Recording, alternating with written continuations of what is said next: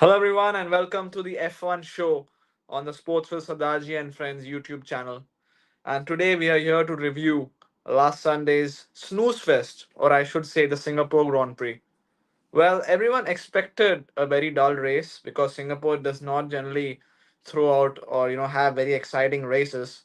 But this time we felt that because of the changes to the layout, because of a new track surface, that there could be some excitement. Alas, there was nothing, for us to talk about at length. There were no major incidents. For the first time in Singapore Grand Prix history, there were no safety cars as well. So, you know, not that much of an exciting event to talk about. But speaking of the results, we got Lando Norris doing the job from pole. He was there cruising in his McLaren Mercedes, and yeah, he pulled off the job. Some people thought he would again bottle the start, but this time, I mean, also helped the fact that Singapore had a very short run up to turn one, and also he got a very good start this time. So he was able to keep his position from Max Verstappen and then lead from the front and then sail away into the distance, uh, with nobody, even coming close to making an effort to catch him. So Lando did his job. He got the win which he required to close the gap to Verstappen. But considering where Red Bull was on Friday, it does seem that Max Verstappen pulled off one of his greatest races of this season, or one of his best races of this season, because that Red Bull was not supposed to be there. But he is Max Verstappen for a reason. He is the defending world champion for a reason, and that's what defending world champions do. They bring the car to positions it should not be at. So Max Verstappen did a great job as well. But yeah, so that is like a short kind of a synthesis of the entire race. Not much going on, as I said, at all. But let's talk about the top four teams quickly, team by team, and then go on to some of the other drivers who were there. So coming to McLaren, Lando Norris, obviously, as I told earlier, did his job. He got off to a good start from pole, kept his lead throughout the race. The lead was initially about 4to 5 seconds in the initial laps, but then McLaren and Lando unleashed, pace that we've not seen from them, uh, you know, in a lot of races this season. And the lead went up to a staggering 15 I think 18 seconds by the end of the first pit stops.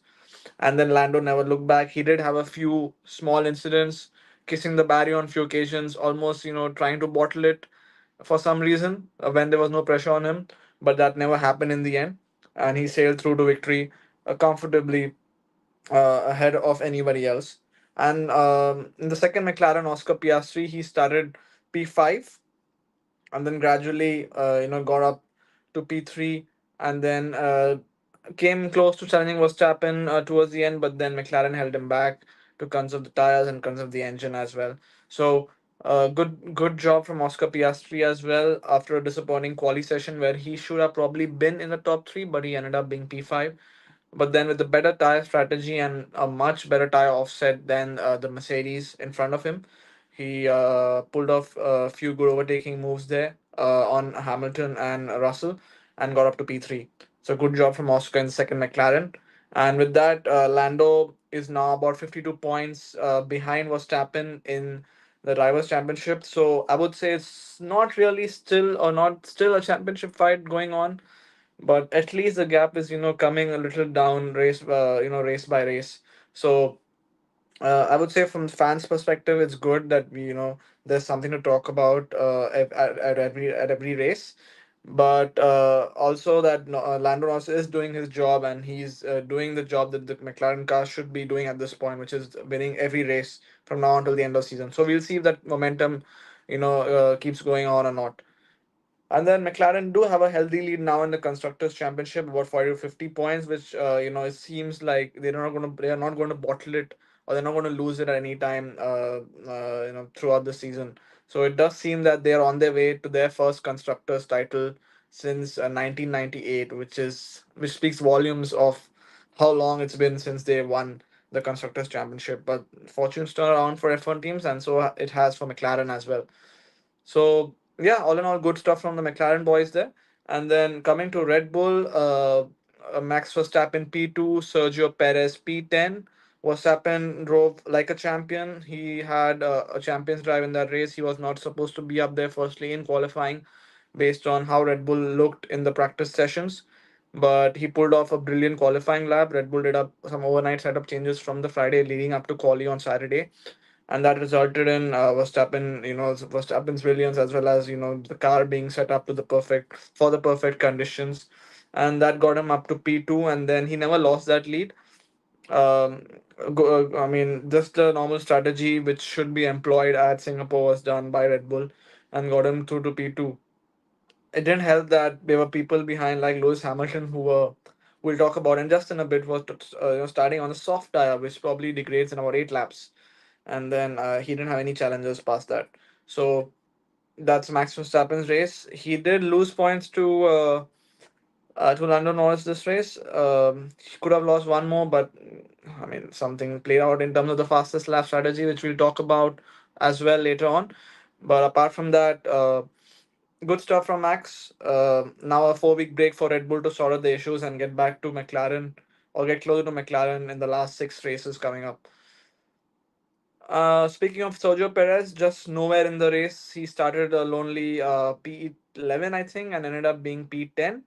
So yeah, not the ideal race for Sergio. We thought that he would kind of take his form from Baku into Singapore because Singapore is also a street track and something which he's good at. But unfortunately, not this time. It's a track which is very difficult to overtake. So with Sergio being that far down, and with the drivers ahead of him also being decently having some decent pace, it was difficult for Sergio to overtake, and especially in a DRS train as well. So yeah, a disappointing race for Sergio, and that just speaks volumes as to how much Red Bull are now lagging in terms of a second driver who is able to consistently score points. Because we had the good Sergio in Baku, and now we have the normal Sergio from the past 7 or 8 races back again in Singapore. So we'll see if Red Bull actually do still challenge for the constructors, or they just resign to losing it now and just holding on to their drivers' championship in the form of Max Verstappen. So that was Red Bull's race. Now coming to Ferrari, I would say a good race from them, considering the fact that they had a very awful qualifying session. Ferrari were supposed to be the closest challengers to McLaren this race, but after Sainz's crash in Q3 and Leclerc's no-show on that one all-out quali lap, they ended up starting P9 and P10, which was not reflective of their pace, in Singapore. So a good job from them to finish to finish P5 and P7. I think that the Ferrari did pull off good strategies to get them that far ahead. Um Charles did get past Lewis, and then he was very close to George, although he couldn't get past him. While Sainz did manage to climb up 3 spots from his P10 positioning as well. So good stuff from Ferrari there. I think that they definitely felt like they would have, lost a lot of points in this race considering where they should have been. But I think they can look forward to their next races considering that they are now at a place where the drivers are also happy with their car. So maybe the next races might be good for them, and they'll probably be challenging McLaren as well. Now coming to Mercedes, I think there's an entire episode that could be done on what happened with Lewis Hamilton, how the team is continuously messing up his strategies as well. But we leave it for that. We leave that for another episode when the entire chat can come on, and when Pratyush is also back, so we can discuss this in a more detailed way. But a quick, couple of minutes on Lewis Hamilton. He pulled off a brilliant qualifying session. Firstly, he's not been very good at quali. He's been outperformed by George Russell the entire season. And here he is, after a very disappointing Friday, finishing in the top three in quali, a P3 lap which nobody expected, ahead of his teammate as well, who was consistently better than him in the practice sessions. So very good job from Lewis on Saturday. But then when it came to the race on Sunday, and all of us Lewis fans, as well as the general F1 fans, we see everyone on medium tires, and the on the left side charts where they show the starting position as well as the tires the drivers are on. And then we see two drivers on soft. I can understand why Daniel Ricciardo on soft because he's starting in lonely 17th position, trying to maybe get a few places off from the start. But why is Lewis Hamilton starting on soft tires from P3? is what everyone was wondering. Mercedes say after the race that they thought that they could get Max Verstappen off the start. But then what is the repercussions of if you don't get Max Verstappen off the start? It's not a high chance you get you make a first lap pass on in Singapore. So why was Lewis starting on the soft tire? And as soon as the pass didn't happen, he lost the race. Or basically he lost his podium position. Because that soft tire does not last long, and there the team was right from the second lap itself or third lap itself telling Lewis to conserve the tires. And then every lap he was losing almost a second to the guys up ahead. And then he was putting his own teammate under pressure. So why was Lewis Hamilton here converted a brilliant qualifying position, starting on P3 on the wrong set of tires, while his teammate was given the preferred option? That just speaks volumes of where the team is with Lewis right now, where they don't care or don't respect his opinion on things just because he's leaving, which is very sad to see right now. So I think that's my 1 or 2 minutes on Lewis Hamilton. We'll definitely try to do a separate episode on what's happening with Mercedes and Lewis as they end their relationship in the next 6 races. But yeah, Lewis Hamilton P6 and George Russell P4. Basically, from third and fourth, they dropped to fourth and sixth. Not ideal considering that Mercedes thought that they could challenge for a podium position, let alone a race win. So yeah, a lot of thoughts back in the Mercedes debrief, and definitely a lot of work to be done in Austin because they're going downhill again. We had those few races where they were actually doing very well in Belgium, Great Britain as well, and they showed a lot of pace there. But now they're gradually going back downhill and they're falling behind the top three as well. So we'll see in Austin where they say that they got another big upgrade coming, if they can get closer up to the pack, or whether they just be maintaining that fourth place where they're currently at. I mean, they'll probably finish in the constructors as well. So those were the reviews for the top four team. Now let's shout out a few names. Firstly, Daniel Ricciardo. Firstly, why doesn't the team announce that this is gonna be his last race for VCARB? And what is with all the confusion? You've got people there giving him a guard of honor. You've got Daniel Ricciardo himself crying, but there is no mention of whether it's the last race or not. So it's like a little bit of a surprise as well as a little bit of a confusion for people wondering whether we're going to see Daniel Ricciardo in F1 again or not as we close the season. But if that was the last race for Daniel Ricciardo, then yeah, it's been a career which has left a lot of question marks because he was such a good driver coming in to Red Bull. He had those famous overtakes, those famous victories of his. The last of the late breakers is what we always call him because of his insane ability to overtake while braking, extremely late as well. So those good few years at Red Bull were marred by some disappointing years at Renault and McLaren, and then he did not have a seat in F1 until he became a Red Bull third driver. His hopes of becoming a Red Bull driver ultimately fell short because he wasn't considered to replace Sergio Perez during the summer break this year. And then at the start of the season, he was put into VCARB with the option of joining Red Bull in case Sergio doesn't perform well. But the Red Bull management, including Christian Horner, did not think that he was the ideal replacement for Sergio Perez, which speaks volumes of how flat Daniel Ricciardo has fallen after that amazing few years he had at the beginning of his career in Red Bull. He also had, before this season, he also had McLaren's last win during the 2021 Italian Grand Prix. The famous win, I would say, where he led home Lando Norris in a McLaren 1-2. And that was the last kind of a happy moment we've had with Daniel Ricciardo in Formula One. And it does feel like, if he does leave F1, it's going to be a lot of years that we've lost of Daniel Ricciardo's race pedigree. Because a brilliant young driver is always missed in F1 when he's gone too soon, either through retirement or to joining some other motorsport programs. So it's going to be interesting to see what happens with Daniel Ricciardo post this race, and as well as post this break, whether he does indeed get replaced by Liam Lawson, or whether he sticks on to becoming a Red Bull third driver. Or basically, a lot of questions right now. So we'll see how those get answered. But from the looks of it, it does seem like we've seen Daniel's last race, and I would say his first few years in F1 brilliant. His last few years not that great.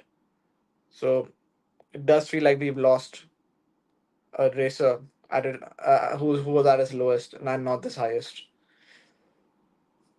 And the controversy that arose from the fact that Daniel Ricciardo was indeed driving his last race for VCAP was the fastest lap controversy, because he scheduled him. I would say the team scheduled him for a pit stop on the soft tire at the beginning of the last lap, or the beginning of this penultimate lap, and then told him to push for a fastest lap. And that, what did that do? That took away the point from Lando Norris, who would have narrowed it down, would narrow down the gap even further to Max Verstappen. But that just gave no points to anyone, because Daniel was anyway finishing out of the points. So that did bring about a bit of controversy, because McLaren disputed the fastest lap, because VCARB are a Red Bull associated team, is basically a Red Bull second team. So McLaren's thought process is that Red Bull basically orchestrated this fastest lap so that Lando does not have it, and it goes away from his championship point, as well as bringing down the lead to Max Verstappen. But the VCAP bosses just insist that it was done as part of a farewell gift for Daniel Ricciardo, of him going out into the sunset with the fastest lap in this probably this last race. So we don't know what the exact reason behind this is. We'll never know it. We will never know if Red Bull did instruct their second team to tell Daniel Ricciardo to come into the pits, change for a set of softs, and go for the fastest lap, so that Lando Norris could not have it. But it does rise.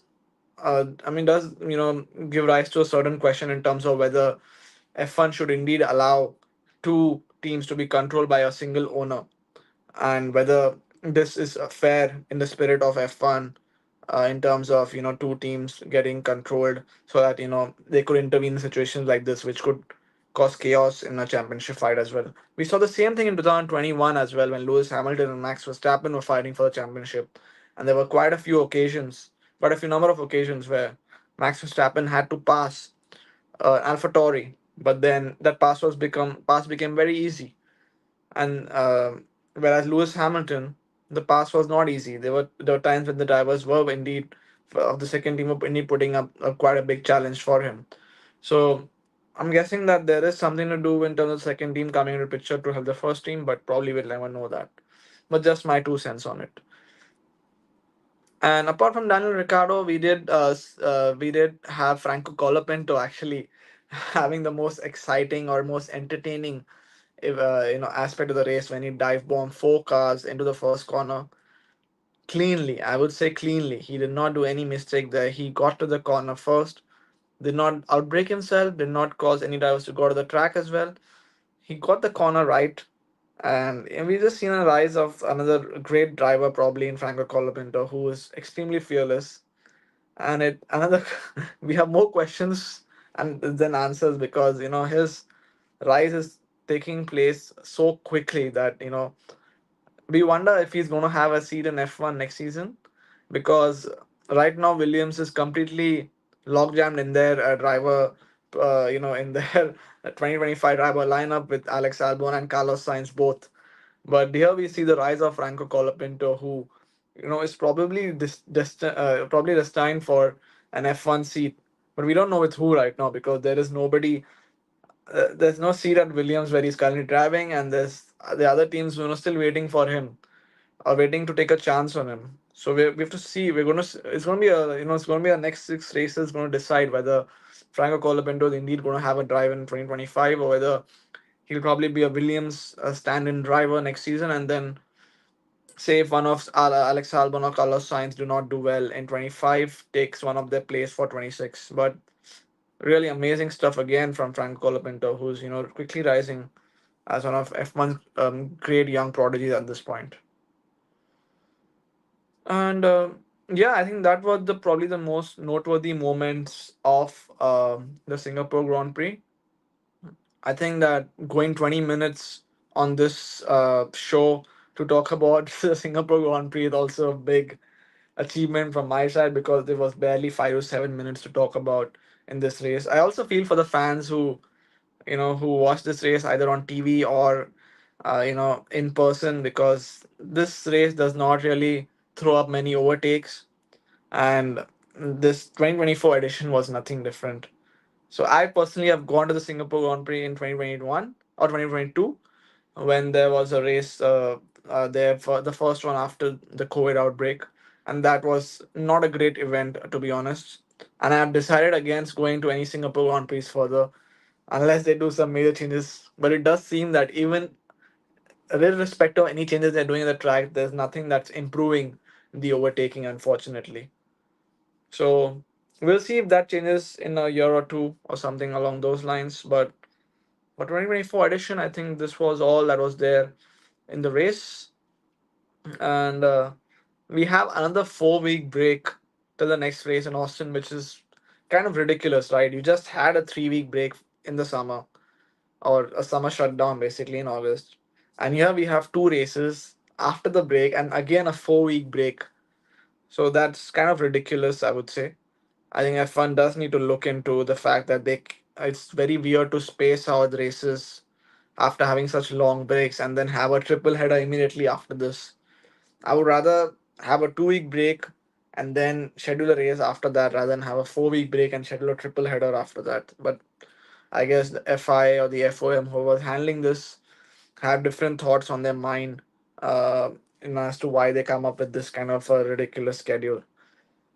But yeah, I think that's all about or all to talk about from the 2024 Singapore Grand Prix, the review edition. I had a great time going on Saturday to experience the sound of the cars.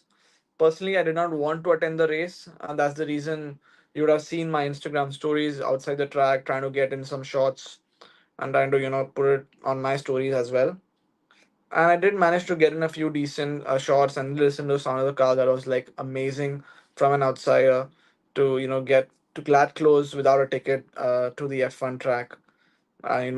Just get that sound in my ears of the cars just storming by on those fast corners.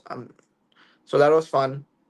But I think the qualifying is always the best event of the Singapore Grand Prix because the races generally doesn't show up or doesn't throw up much excitement. So, yeah, if you've come this far, do subscribe to the channel. We love to hear your comments on the season. We'd love to hear your comments on the title battle that is shaping up between Max Verstappen and Lando Norris. Do let us know that if you think Lando is able to catch Max Verstappen, do let us know in the comments that it could happen. That if it happens, where will it happen? Or if it does not happen, why it won't happen. So, if you've come this far, leave a like, subscribe to the channel. We are very close to our immediate goal of 500 subscribers. So do let us know what we can do better on our channel as well. We'd love to hear your suggestions. And in the meantime, drive safe, take care, and stay tuned till the next one.